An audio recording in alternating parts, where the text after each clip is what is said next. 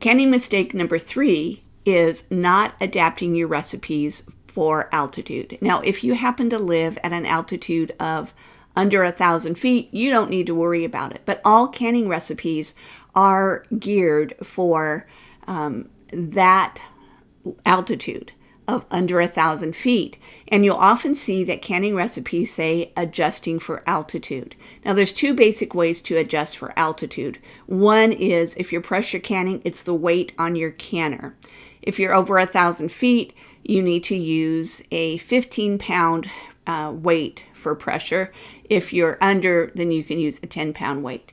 On the Nesco canner, the black valve is the 10-pound and the green is the 15-pound.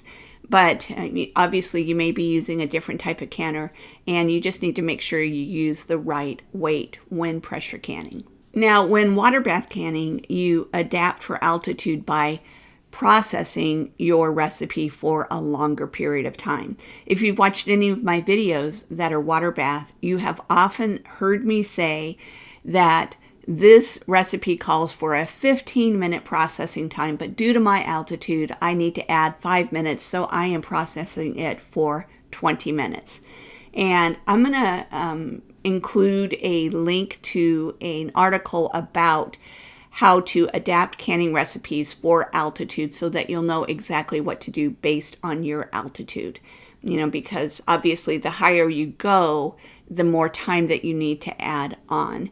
And the reason for this is that water boils at a lower temperature the higher the altitude. So just because water is boiling doesn't mean it's at a high enough temperature to follow the standard processing time. Okay, so mistake number 3, not adapting for altitude.